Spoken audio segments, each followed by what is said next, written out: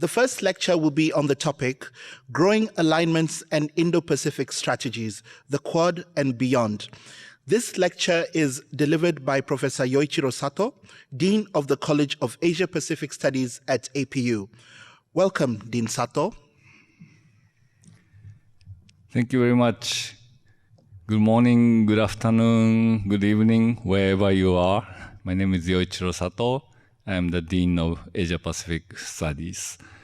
Today, I will talk about the Indo-Pacific region and the strategies surrounding this region. So it's a very short lecture, so it's going to be a very introductory, and there's no way to deeply dig into the topic. However, I would like to make sure that you get the basics. I'd like to start the lecture with this big question, the Asia-Pacific or Indo-Pacific? As you know, the name of this university, Asia-Pacific University, as well as the name of the College of Asia-Pacific Study, has Asia-Pacific. But today, on the media and a lot of government publications, you see the word Indo-Pacific. So what are the changes between Indo-Pacific and Asia-Pacific, from Asia-Pacific to Indo-Pacific, and why are those changes occurring? So those are some of the focus in today's talk. There are three main factors that are driving the changes in this region. And the first is, not surprisingly, the rise of China.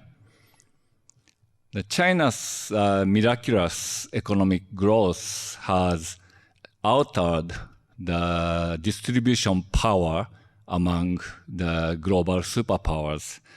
And the relative decline of the United States vis-a-vis China, not in the absolute term, but in the relative term, is happening right now. And China is expected to become even a greater power, and this will alter the regional geopolitical landscape. Another important factor, maybe not equally as important, but close to it, is the rise of India.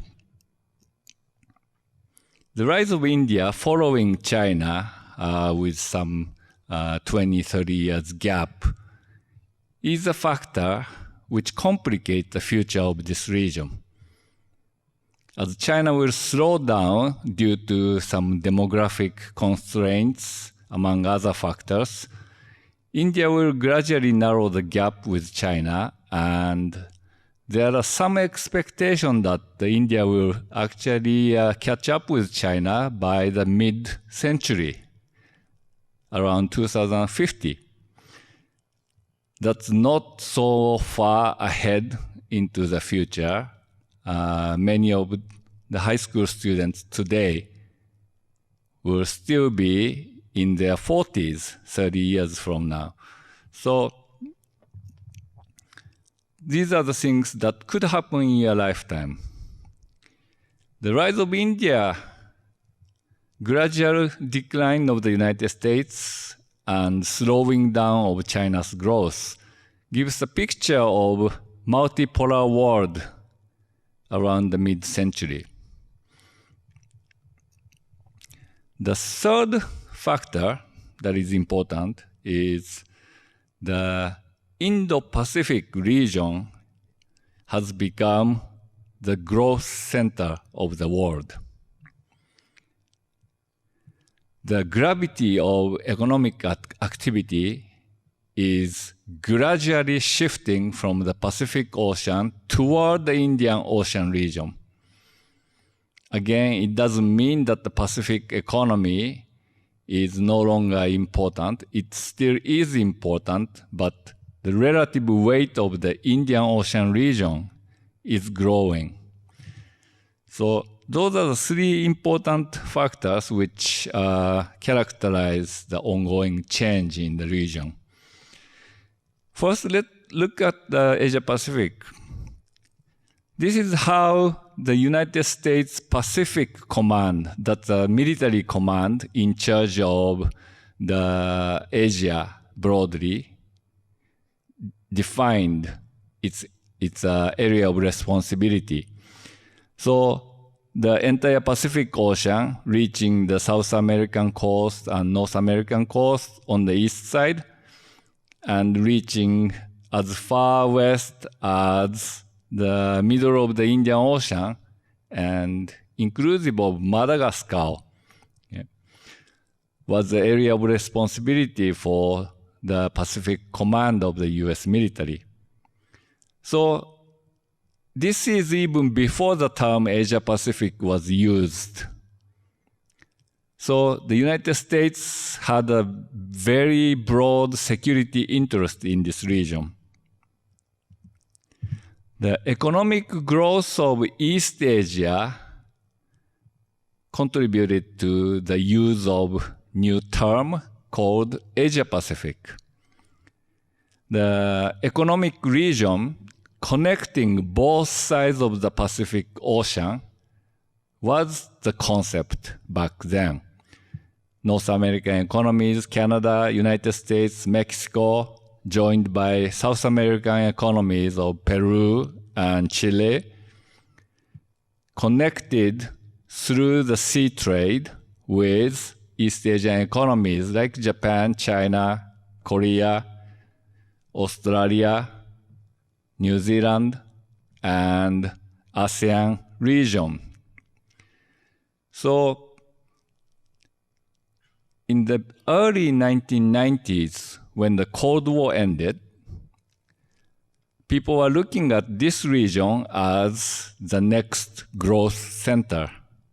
That was already some 30 years ago. Okay.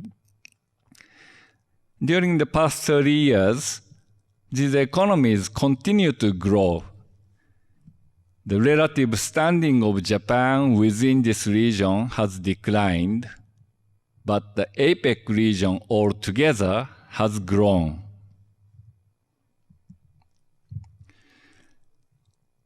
There are competing economic integration attempts in this region. The RCEP, Regional Cooperation for Economic Partnerships, inclusive of Japan, China, Korea, and Australia, New Zealand, and all of the ASEAN member countries. Until recently, India was part of the negotiation, but India dropped out in the last moment. Another competing economic integration attempt, the CPTPP, Comprehensive Partnership for Trade in this region. The memberships include North American economies and South American economies, partly overlapping with the APEC memberships, but not all ASEAN countries are members. So there are competing economic initiatives around the Asia-Pacific region, but meanwhile, the world is now facing a new kind of definitions.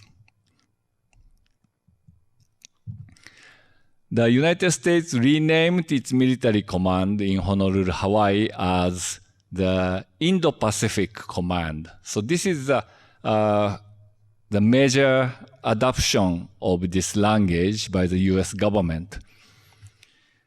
The Indo-Pacific Command, however, defined its area of responsibility differently. Yeah. So now the Indo-Pacific Command covers all the way to India, but half of the Indian Ocean region.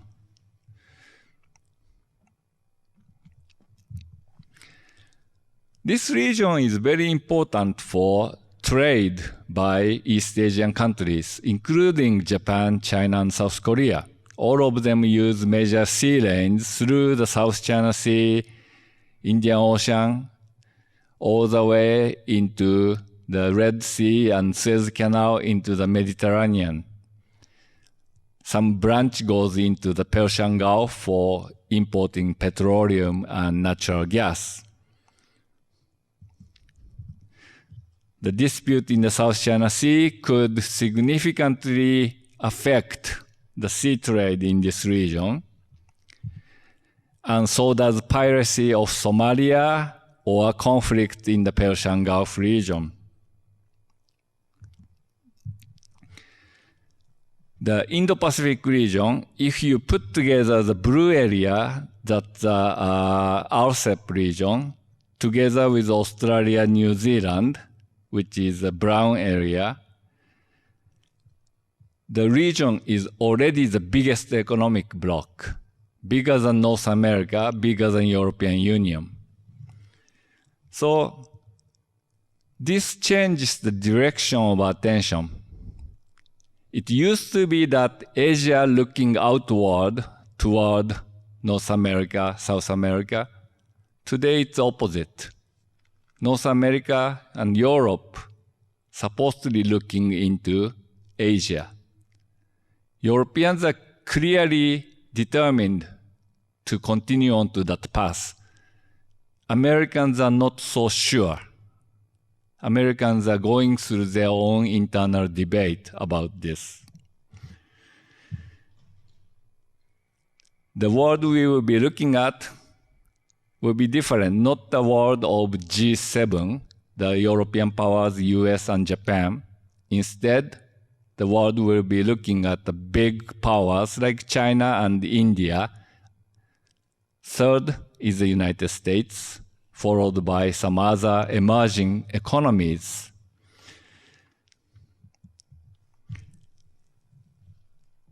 In this context, China launched the Belt and Road initiatives connecting the sea routes through the Indian Ocean region onto African continent and into Europe. The rivalry between the US-led group and China is growing. So great promise of economic integration together with growing military rivalry in this region characterize the Indo-Pacific. Thank you very much. That will be the end of my lecture.